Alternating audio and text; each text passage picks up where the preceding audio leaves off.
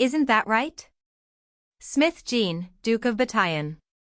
Sumi's face hardened at Gerard's declaration. Marin heard Olive, who had been listening quietly from behind, gasp in surprise. Marin looked at him with confused eyes. Smith Jean, Duke of Batayan? How long have you known? I've suspected it since the Duke of the South began searching for his supposedly dead brother. He stared at Gerard silently, unable to hide his troubled expression. The eldest twin, Smith, inherited the position of Duke of Batayan.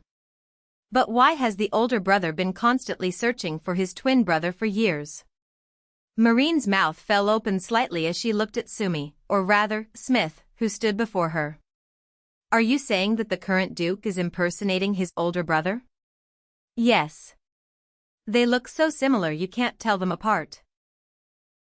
Smith smiled bitterly at hearing his real name called for the first time in a long time, remembering a past filled with pain. His younger brother, Seth, stumbled drunkenly into the office. Brother.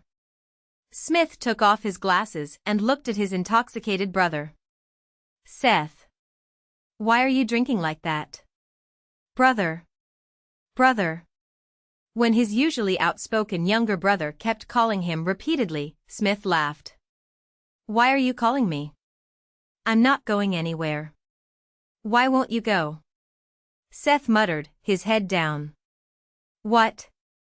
His words were barely audible as a low whisper. You should go. You're drunk. Go to bed. Seth slowly raised his head, his dark blue eyes flashing dangerously. Brother. I want to be the older brother. Smith looked at his younger brother, who looked just like him, with a puzzled expression. We were born on the same day, but isn't it unfair that I'm excluded from inheriting the dukedom just because I was born 1 minute after you? Seth looked at Smith with a resentful expression. Smith knew he was unhappy about not inheriting the dukedom. However, this was the first time he'd expressed it so directly. It was father's decision. Go and rest. Smith ordered his drunk brother and lowered his head to finish reading the report. Brother Smith. TSK. This is why you shouldn't just read books, you need to look at the world around you. What do you mean? The moment Smith raised his head, a dagger flew toward him. His guard Lau, who had been hiding, appeared like lightning and deflected the dagger. Your Excellency the Duke, it's dangerous. Please step back. So you do covet the title of Duke, even though it isn't yours. Smith stood up and gestured toward Lau with his chin. He had thought Seth was drunk, but his face showed complete clarity. Seth. Seth shook his head and laughed. No, I'm Smith now. My brother will die today. The corners of Seth's mouth, looking just like his own, rose in satisfaction. At that moment, the door burst open and masked men entered. Your Excellency. Run. Lau blocked the men's swords one by one. Smith quickly opened a hidden door in the office and entered. It was a secret passage that only the head of the family could access. The door to the secret passage shook as if it would break. Go after him. Kill him and take Mother's ring. Smith looked at the shaking door with devastated eyes. Open this door now. Smith tried to ignore his brother's angry voice as he fled down the corridor. So he's truly the Duke of the South. Marin mumbled as if she still couldn't believe it. That's why Gerard had referred to him as the current Duke of the South. This wasn't in the original story at all. The plot had been greatly distorted, and important information was now missing. Does Gerard know about this? I only guessed. I confirmed it was true today. What now? We have to rescue Brianna, but then His Excellency the Duke of the South might be in real danger. Duke, please help me. Smith spoke in a desperate voice and bowed his head deeply toward Gerard. Gerard watched him calmly. Raise your head. When Smith showed a confused expression, Gerard spoke in an indifferent tone.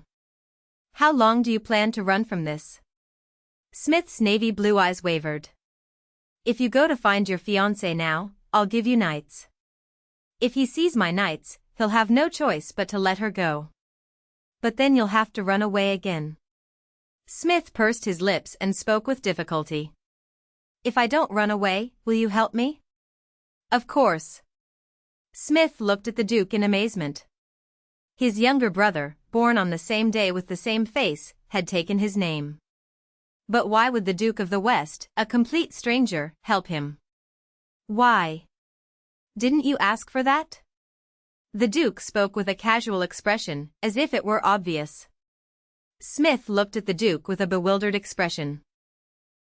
He had asked, but he didn't know Gerard would agree so easily. I will rescue the lady, so go south now. I'll send you my knights. Go and reclaim the south. I can't do that. After making sure Brianna is safe, it's too late. Don't you know that? Gerard interrupted coldly. Smith gritted his teeth. He knew this was his chance. But was it right for him to leave without seeing Brianna, who was suffering because of him?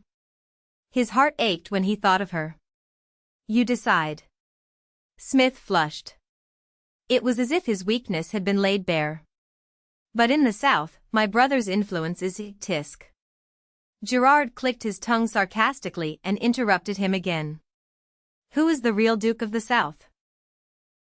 Only then did Smith look at the Duke of the West with shocked eyes, as if he'd been struck. The Duke of the South is Smith. The current Duke foolishly pretended to be you and took your position.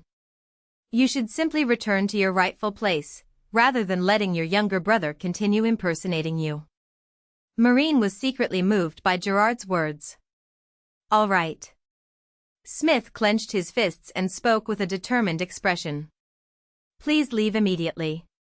The faker will be excited about his plans to lure you, so this is the perfect opportunity to exploit the opening. Smith nodded with a stern expression, but his feet wouldn't move. Please make sure Brianna, it was then. Come in. Gerard interrupted and called out. Immediately, the door opened and Elmise walked in, sweating. Elmise. Marin was startled and approached Elmise. I'm back. Are you all right? I'm fine. The carriage entered a building on the outskirts of the capital. Brianna is being held there. Smith's face turned pale as he held his breath. He wanted to run to his lover immediately, but as the Duke of the West said, he had to go south as quickly as possible. Although much of the south may have been under his brother's control, there were also forces that could only be mobilized with the family ring his mother had given him. The Southern Knights. If he could move them, he would be able to control the south. Smith looked at the Duke of the West and bowed his head again. Please make sure you save Brianna. Of course. Smith turned his gaze to Marin. Please explain everything to Brianna. Tell her that when I return, I will beg for her forgiveness. Yes. I will. Olive. At Gerard's call, Olive, who had been quietly observing from behind, stepped forward. Please escort the Duke of the South. Certainly. After the two left, only Gerard, Marin, and Elmise remained in the office. Marin, I want to go personally, but, Gerard, if you do this, won't it? The two spoke at the same time and stopped. Both were thinking the same thing. You first. Gerard frowned and yielded to her. If Gerard goes personally, it could turn into a battle between the South and the West. I agree. He nodded, looking pleased at his wise Marin. I'm from the West now, so I could get caught up in it even if I go. Gerard listened to her carefully. So we'll turn the tables completely. We won't let the South and West fight. How? We'll send someone new who is neither from the West nor from the South. Gerard looked at her as if asking her to continue. I'll request assistance from His Highness the Crown Prince. The Crown Prince? Gerard asked, a little surprised, as if he hadn't thought of that. He's someone the South won't dare mess with easily. Marin smiled confidently.